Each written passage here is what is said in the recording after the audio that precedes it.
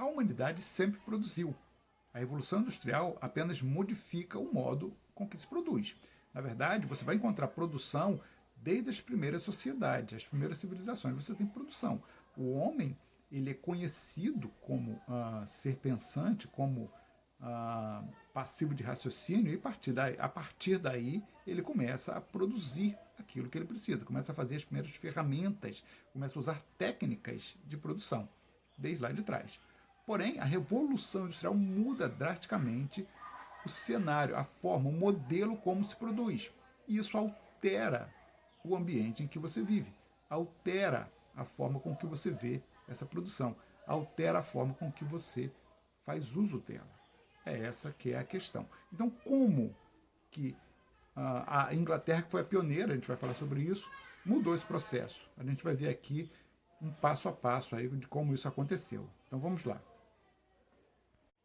Então tá aí, o pioneirismo inglês. Pioneirismo, primeiro, porque a Inglaterra foi a primeira a se industrializar, a passar por esse processo. Logo, depois da Inglaterra, outras nações vieram com o processo de industrialização. Mas a Inglaterra foi a primeira. Então vamos ver aí que características a Inglaterra reunia para que fosse a primeira a passar por esse processo. Então tá lá, né? A Inglaterra começa com um sistema de produção familiar. Então, que sistema de produção familiar é esse? Eles praticamente recebiam uma encomenda, isso ainda existe, recebiam encomenda de alguém, né, um produtor, digamos assim, e tinham a incumbência de manufaturar aquele material. Pegava a matéria-prima e transformava em algo. Eles pegavam, por exemplo, a lã do algodão, ou melhor, a lã, não do algodão, óbvio, e transformava ela em um tecido rudimentar. Está ali, feito. A partir daí, eles devolviam esse material ao empregador, digamos assim, né? Ao senhor, aquele que contratou, o contratante. E esse material era passado por outra família para fazer um outro processo. A corte, por exemplo, ou a costura desse tecido agora. E por aí, até chegar ao produto final. Então era por encomenda. Então isso era uma produção familiar. A família toda produzia. Não é? Esse é o primeiro processo. Então eles começaram, já tinha uma indústria ali rudimentar, digamos assim. Agora você vem aí com a questão do transporte fluvial. A Inglaterra era provida de um transporte já considerável nos rios, fluvial rio. Então já tinha isso. Isso ajudou o escoamento dessa produção rudimentar ainda, porém já os primeiros passos da industrialização. Está lá, né? O transporte fluvial. Depois disso, você vai ter aí o cercamento de terras. Esse é o mais importante. Esse é o que mais trouxe aí mudanças significativas, vamos colocar assim. Tá lá. Então, a terra ainda era concebida no modelo feudal. Então, como funcionava aí essa questão feudal? Na verdade, você tinha um senhor da terra e a terra era arrendada ao camponês. Então, o camponês ele fazia uso da terra, ele tinha que pagar uma série de tributos. Eu tenho um vídeo no meu canal falando sobre o feudalismo, acessa aí que você vai ver, né? A Idade Média, você vai entender mais ou menos como isso funcionava. Porém, chega um momento em que achou-se mais lucrativo arrendar essa terra, ou comercializar a terra, digamos assim. A principal mudança é essa. A terra não era comercializável. Era tão somente nesse modelo de você trazer um benefício para aquele camponês, e esse benefício era pago em aluguel, em tributos ao seu senhor. A partir de agora, não. Ele poderia fazer da terra o que ele quisesse. A partir do momento que a terra passa a ser alienável, guarda esse nome. A terra não era alienável. A terra tão somente era utilizada pelo camponês. A partir de agora ele pode cercar, criar gado, trazer outras culturas de produção, né? Aquilo que for rendável ou rentável a ele. Ele vai fazer aquilo que ele bem entender. E isso expulsa muita gente do campo. As pessoas agora passam a migrar para as cidades. Passam a ficar sem o seu local de produção. Era muito comum, né, ainda no modelo feudal, você ter ali as terras comuns, terra comunal. o manso comunal. Esse manso, esse espaço, o camponês, ele poderia usar esse espaço, né, para caçar, para pescar, para poder complementar a sua renda.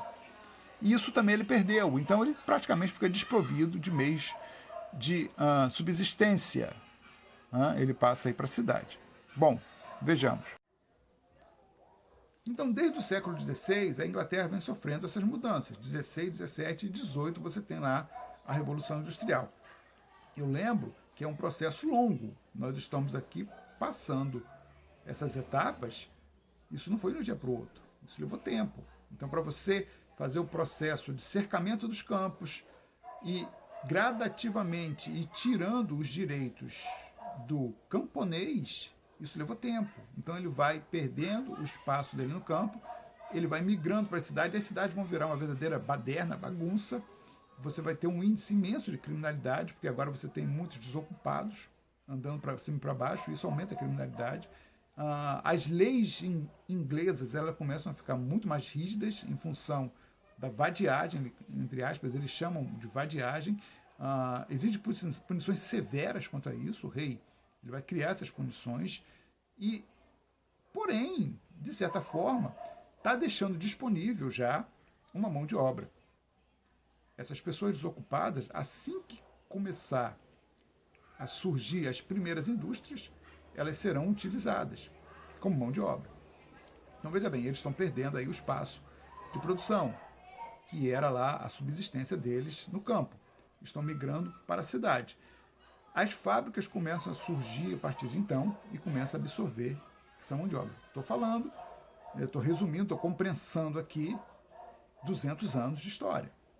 É para você entender esse processo aí, né, de primeira fase da Revolução Industrial. Então vamos prosseguir. Então tá aí, como eu falei, as cidades começaram a encher de gente, desocupados, obviamente, sem ter o que fazer. O índice de criminalidade começa a aumentar muito no centro da cidade. Os centros urbanos, olha só, isso aqui é uma figura de Londres, né? 1872. Já eram bem bagunçados, digamos assim, né? Eram bem insalubres por causa dessa mão de obra, esse crescimento populacional que a Inglaterra viveu nesse período. E isso aqui vai ser absorvido pelas fábricas. Então você vê lá a reutilização do campo, não é? Novas técnicas chegando ao campo também, né? O melhor aproveitamento do campo, menos mão de obra no campo. Isso vai fazer com que a produção também de alimentos aumente, porque essas pessoas que estão na cidade terão que se alimentar. E a produção, o alimento deles sai da produção do campo. Então essas novas técnicas, elas tanto expulsam o trabalhador, né, o inglês, né, para a cidade, como também fazem aí um aumento de produção, né, de trigo, né, até de batata, né? Batata já foi na Inglaterra o alimento básico dessa população, né, dos pobres, digamos assim, né? Então a revolução está aí tomando os contornos, né? A Inglaterra, melhor dizendo, está tomando os contornos para receber a revolução, né? E ela está acontecendo paralela a esse processo, né? As fábricas estão se formando, você viu ali, as mudanças que estão sendo ocorridas lá, numa fábrica ainda rudimentar, né, dentro de casa, porém já é um começo, já é um passo a passo aí de uma produção, né? Vamos prosseguir então. Então, até aqui você viu alguns passos que a Inglaterra deu para se aproximar da Revolução Industrial. A partir de agora, nós vamos ver a mudança de ideias. Não é o suficiente, não somente, você ter aí a população surgindo, a mão de obra e as fábricas surgindo. Você tem que ter uma quebra nas leis, nas ideias daquele período. Então você vivia ainda de uma coisa chamada mercantilismo. E você tem que surgir um outro modelo de ideias, de princípios econômicos. É a partir daí que a gente começa a falar agora.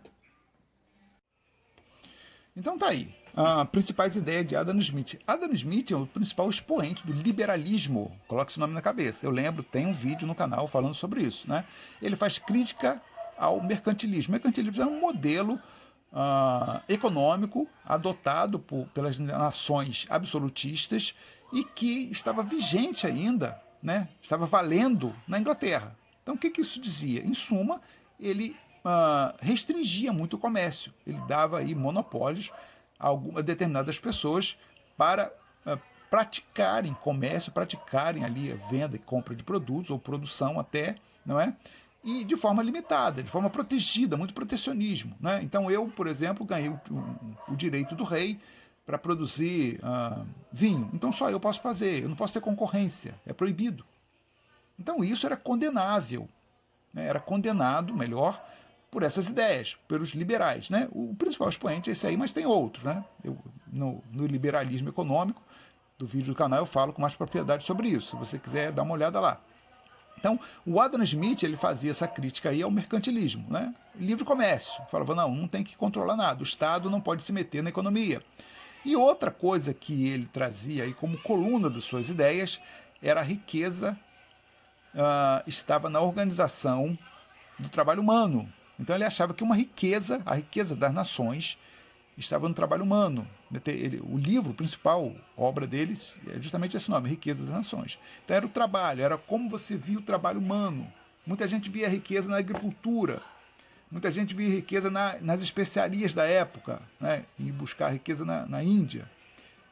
Muita gente via riqueza nesses monopólios que geravam grandes recursos. Ele já veio com uma outra ideia. A riqueza está no trabalho humano, e ele vai falar com isso com muita propriedade no seu livro, na sua obra, expondo aí os detalhes desse princípio, né? A organização do trabalho humano, ele vai falar bastante sobre isso. Então vamos prosseguir. Então tá aí. Ele faz também crítica, obviamente, às corporações de ofício. A corporação de ofício era fechada.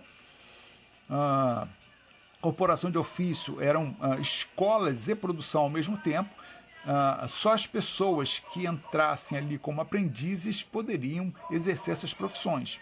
Isso aqui não chamava a atenção de nenhum nobre, não chamava a atenção de nenhuma pessoa aí ligada ao rei, porém, dentre a população, essa produção ou esse aprendizado de determinado ofício era fechado. Você, por exemplo, um sapateiro, por exemplo, eu não poderia entrar numa escola como você tem hoje, Senai para aprender o ofício. Eu vou me matricular, não. Essas pessoas, elas teriam que procurar um profissional, uma corporação, entrar ali como aprendiz, né, estudar ali de graça praticamente, né, ou melhor, pagando com o próprio trabalho, ele vai pagar com o trabalho, e ficava ali trabalhando e aprendendo, até ele poder ter a oficina dele. Então era uma corporação, eu não poderia abrir uma oficina de qualquer maneira. Isso aqui é um entrave para a produção industrial.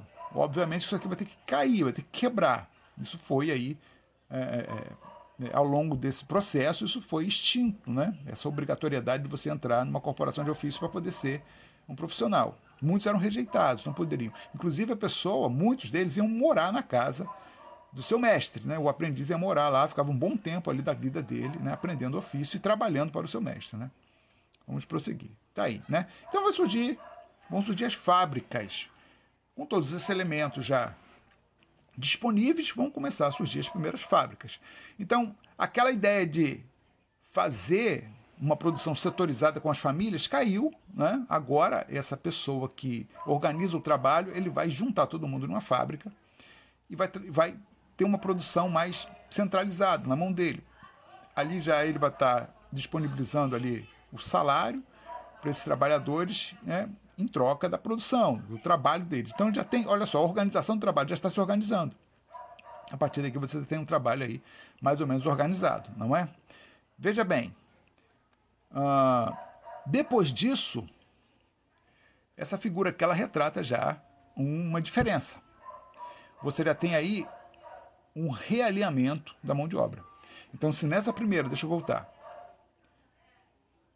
se nessa primeira, né, você vê ali um trabalho mais ou menos organizado, né?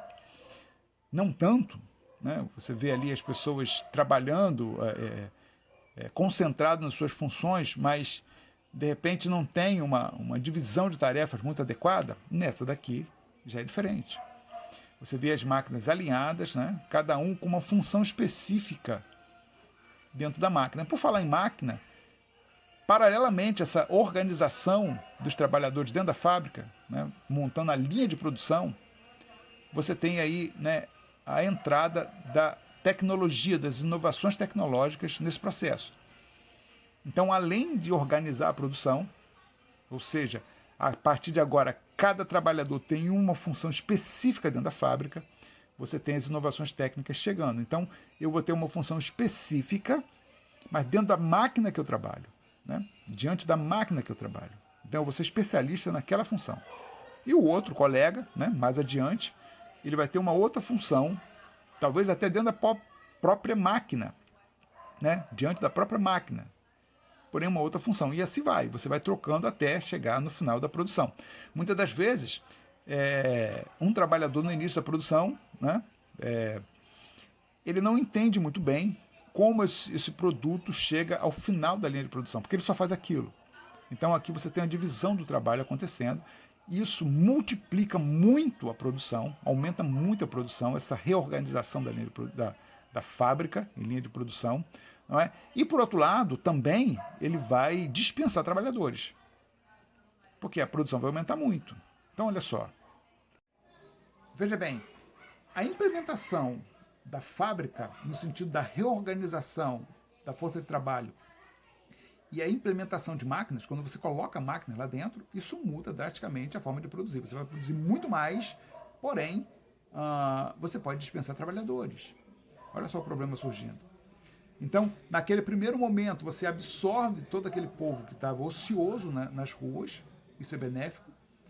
Eles vão para a fábrica, as fábricas começam a surgir, e quando as inovações técnicas vão chegando, né, o tear mecânico, né, aquela máquina de fazer tecido, né, as máquinas a vapor, que ajudam na produção, a bomba d'água, por exemplo, isso vai ser um invento ainda daquela época, né, as máquinas a vapor estão chegando, né, os navios a vapor estão chegando, isso aumenta a produção de certa forma, né, o fluxo de mercadorias, né, os processos dentro da máquina vão ser acelerados.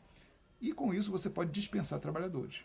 Então ela absorveu, quando chega a evolução técnica, quando chega a reorganização da linha de produção, dispensa trabalhadores. Você começa a mandar embora, você não precisa de tantos assim.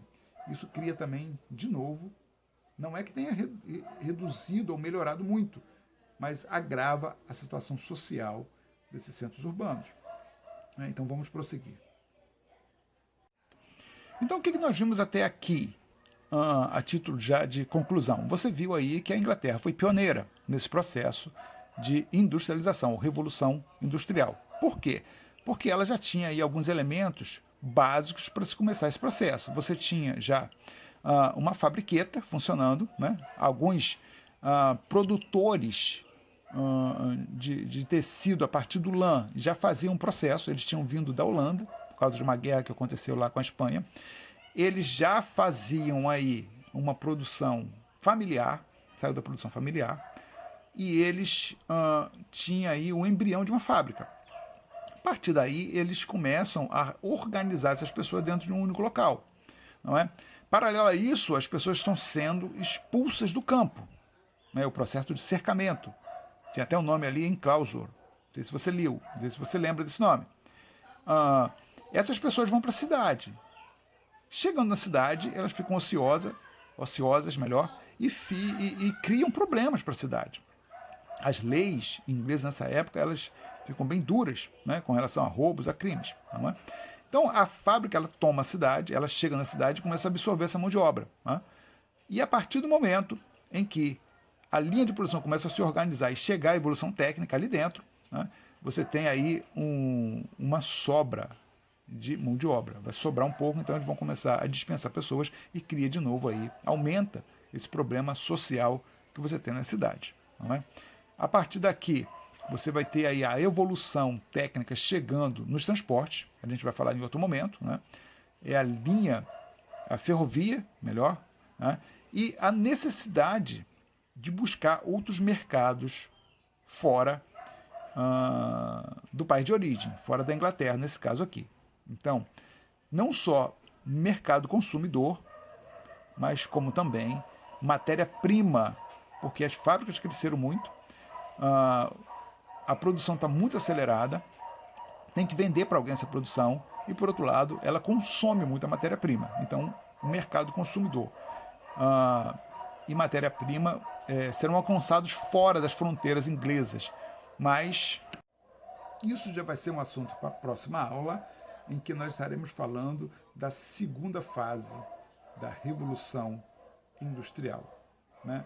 Assista o vídeo com calma e preste atenção nas mudanças que a Inglaterra sofre nesse período aí de primeira fase da Revolução Industrial. Fique com Deus, um abraço.